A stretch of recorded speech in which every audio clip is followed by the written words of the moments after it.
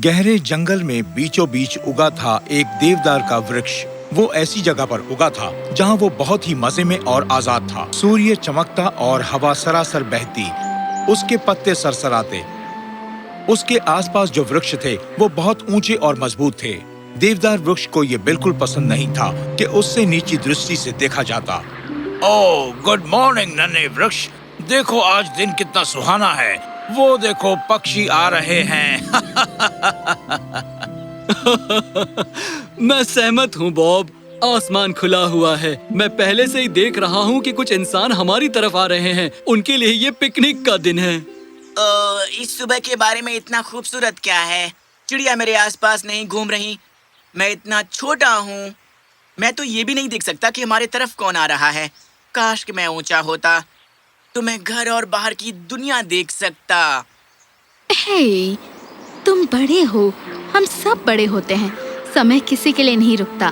ये तब भी नहीं रुकेगा जब तुम चाहोगे कि ये रुके। तो इस वक्त तुम्हारे पास जो है उसका आनंद लो। तुम कभी भी बाद में छोटे नहीं रहोगे।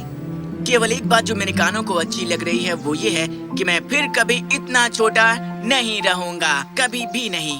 तुम्हें पता नहीं कि कैसा महसूस होता है। ओह, तुम्हें लगता है कि हम कभी छोटे थे ही नहीं? जब हम छोटे थे तो सूर्य हम तक बड़ी मुश्किल से पहुंचता था। याद है बॉब कि जंगल कितना घना था? मुझे याद है, मैं अपनी टहनियाँ फैला भी नहीं पाता था। ओह, वो पुराने अच्छे दिन।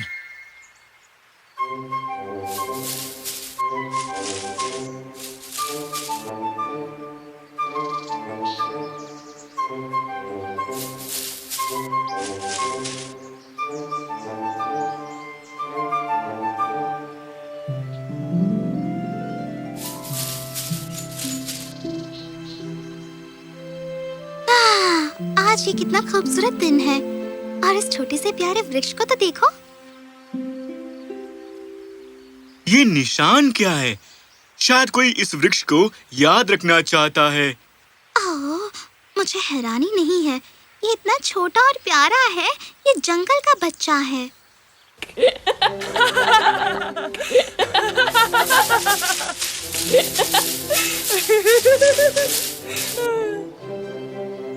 देखा, उन्होंने मेरा कितना मजाक उड़ाया, मुझे बच्चा कह के।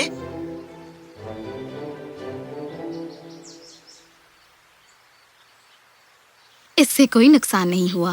वो तुमसे प्रेम करते हैं।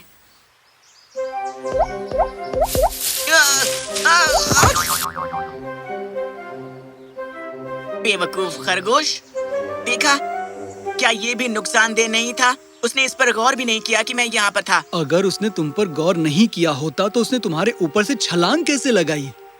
तुम मेरा मजाक उड़ा रहे हो सिर्फ इसलिए क्योंकि मैं छोटा हूँ। सही कहा, इसीलिए ये अजीब बात है। इसका कोई लेना देना नहीं कि तुम कितने प्यारे हो। मुझे घृणा है इससे। घृणा है, घृणा है, घृणा है, बहुत ज्यादा। ओह, क्या तुम फिर से कहोगे? मेरे ख्याल से मैंने तुम्हें स्पष्ट नहीं सुना। ओह, बहुत हो गया मार्ली। उसे तंग करना बंद करो। सुनो, जो तुम्हारे पास है उसमें खुश रहो। वन कटाई ने पहले ही हमसे बहुत कुछ छीन लिया है। क्या? जंगल की कटाई? क्या?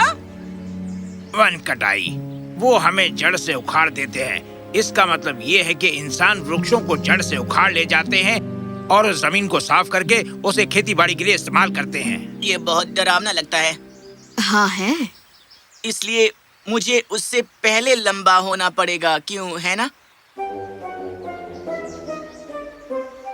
ओह, इस पूरी कहानी से उसे ये समझ में आया, तुम्हें सीखना पड़ेगा, तुम्हें खुश रहना होगा जो तुम्हारे पास है। पर छोटा वृक्ष चाहता था बड़ा होना, बड़ा होना और बड़ा होना। बसंत, ग्रीष्म और बर्फ में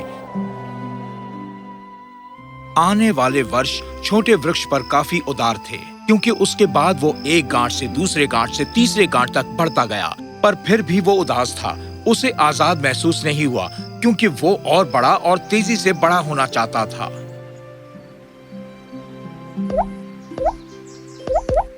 हाँ, ये सही है खरगोश। अब जाओ, चलते बनो। मैं और लंबा हो चुका हूँ। मेरा यकीन करो, एक दिन तुम इन सब को याद करोगे। तभी इंसान आए।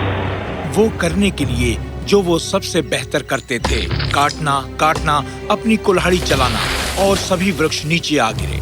बड़े बड़े हरे वृक्ष अब ठूठ बनकर रह गए थे। ओह, वो तुम्हें कहाँ ले जा रहे हैं? हमारा समय आ गया है। याद रखना, जो तुम्हारे पास है उसमें तुम खुश रहो। पर वो तुम्हारे साथ क्या करेंगे? हेलो? उसे बहुत बुरा लगा। अब उसे महसूस होने लगा अपने दोस्त के जाने का दर्द, जो अवश्य ही बर्दाश्त करना बहुत कठिन था। वो अब बिल्कुल अकेला था।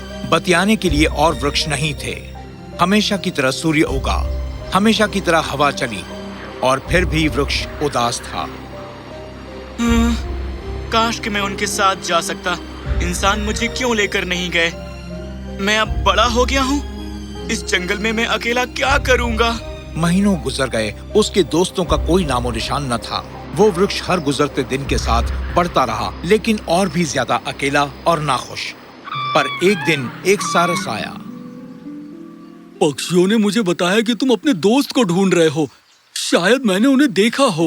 वो अब बन गए हैं बहुत बड़े जहाजों के बहुत बड़े खंबे, जो समुद्र में यात्रा करते हैं। जहाज दुनिया भर में जाते हैं। क्या उन्हें यात्रा करने को मिलती है? मैं यहाँ उनके लिए चिंतित हो रहा था। इंसान मुझे लेकर क्यों नहीं गए? मैं भी दुनिया भर में यात्रा करना चाहता हूँ। उन्होंने मुझे बताया कि उन्हें घर की याद आती है। बकवास! कोई क्यों इस बोरियत भरी जगह को याद करेगा?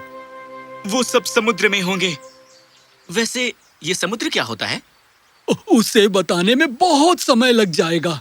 मैं इंतजार नहीं कर सकता। मैं चलता हूँ।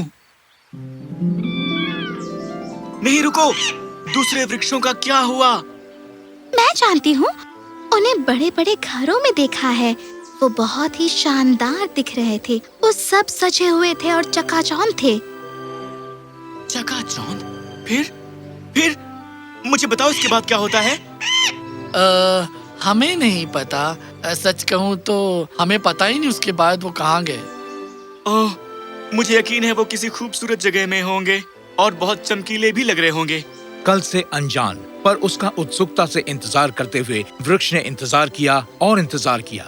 एक और साल बीत गया। अंत में वो दिन आ गया जब वृक्ष को अपना घर छोड़ना पड़ा। हाँ, इंसान! वो अवश्य ही मुझे ले जाएंगे।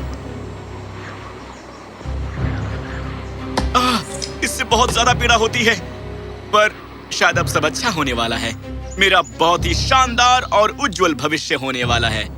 वृक्ष को एक बड़े घर ले जाया गया। वहाँ उन्होंने उसे एक टब में डाला और उसके इर्द गिर्द रेत डाली, और जल्द ही उन्होंने उस पर सजावट करनी शुरू की, जो चकाचौंध करने वाली थी। वृक्ष जवाहरात की तरह चमक रहा था।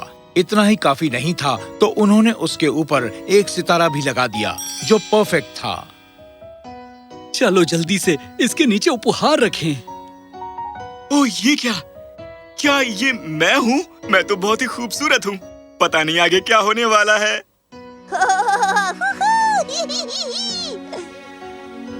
वाह, ये वृक्ष कितना खूबसूरत है। मैंने कभी इस तरह का वृक्ष नहीं देखा था। हाँ, मुझे इसके लिए आसपास बहुत तलाशना पड़ा। क्या ये सुना तुमने? वो मुझे तलाश रहे थे। मैं कितना खास हूँ। बच्चे वृक्ष के आसपास नाचते रहे। वो खुशी से उछलते रहे। फिर वो उसके नीचे बैठ गए और उन्होंने अपने पिता से कहा कि एक कहानी सुनाए। ठीक है। कल सुना था अबेडी अबेडी, और आज सुनोगे हम्टी डम्टी। एक समय की बात है। तुम्हारे ही जितना एक बड़ा सा अंडा था। ये कहानी बहुत से लोगों में से कुछ ही लोगों को नहीं पता। सुबह हो गई। मैं सोचता हूँ कि आज और क्या होगा। और ज्यादा चकाचौंध, और ज्यादा कहानियां, और ज्यादा नाच गाना। पर कोई नहीं आया। दरवाजे बंद रहे। कुछ समय गुजर गया। अब धूप तेज निकली। फिर भी कोई नहीं आया। नहीं, वो मुझे नहीं भूल सकते। मैं कितना खूबसूरत वृक्ष हूँ। मैं विशेष हूँ। लो, वो आ गए। मुझे पता था। अब क्या होगा? नहीं,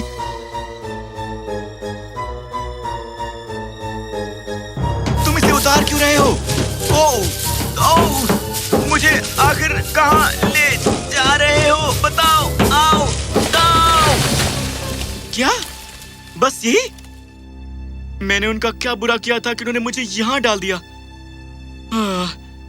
रुको, ऐसा नहीं हो सकता। अभी भी बर्फ पड़ रही है, जमीन सख्त है। शायद मुझे फिर से उगा देंगे जब बर्फ पिघलेगी। वो कितना ख्याल रखने वाले लोग हैं। सर्दियां बीत गई, बर्फ पिघल गई, पर वृक्ष अभी भी वहीं था, अटारी के एक कोने में। बॉब सही कहता था, मुझे जंगल की याद आ रही है। मुझे याद आ रही है धूप और हवा की।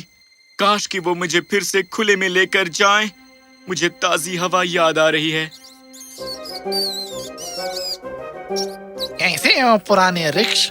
तुमने सोचा भी कैसे कि मैं पुराना हूँ? जहाँ से मैं आया हूँ वहाँ और भी पुराने वृक्ष हैं। सचमुच? तुम कहाँ से आए हो? जंगल से, उस खूबसूरत जंगल से। जंगल से? हम वहाँ कभी नहीं गए। उसके बारे में सब बताओ। वृक्ष को कहानी सुनाने में बहुत खुशी हुई। जब वो कहानी सुना रहा था तो और अधिक चूहे आए और सुनने लगे। उसने बात की धूप की और हवा की। उसने बात की बॉब की और वो कितना याद कर रहा था मार्ली और उसकी बेबाक हंसी को। उसने सूजन के बारे में बात की और उसके स्वभाव के बारे में, और उसने खरगोश के बारे में बात की कि कैसे उसके ऊपर से कूद कर जाता था। अजीब बात है, अब मैं उस खरगोश से नाराज नहीं हूँ। मुझे अच्छा लगेगा अगर वो बार बार मेरे ऊपर से कूदे। ओह वाओ, तुम जरूर वहाँ बहुत खुश रहे होगे। मैं था, मैंने बस ये जाना नहीं। मैं बस उन सब चीजों के बारे में शिकायत करने में व्यस्त था जो मेरे पास नहीं थी। मेरे दोस्त सही कहते थे, मुझे उसका आनंद लेना चाहिए था जब तक कि वो था। क्या बस यही कहानी है तुम्हारे पास?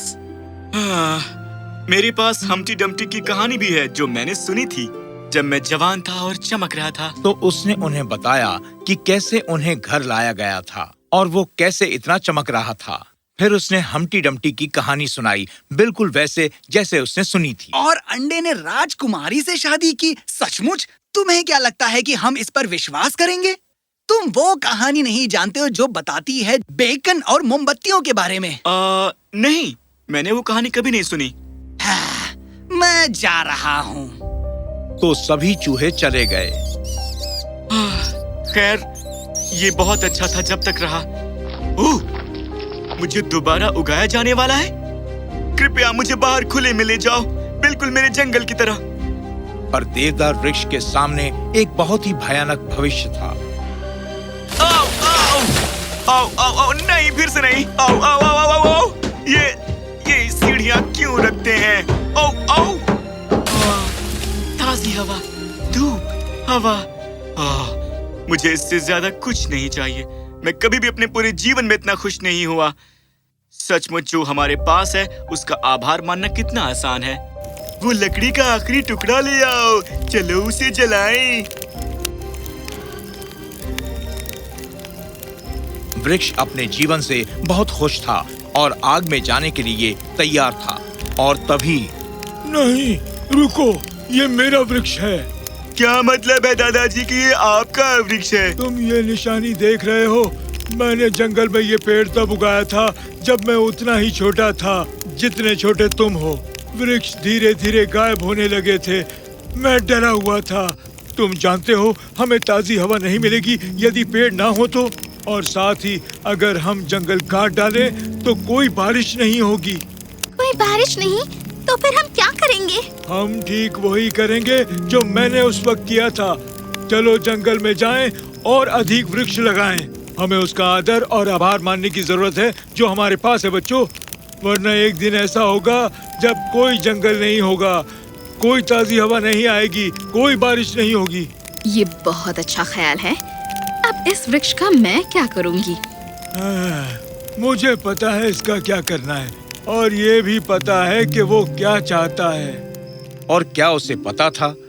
उस देवदार वृक्ष को उस बूढ़े आदमी के घर का दरवाजा बना दिया गया।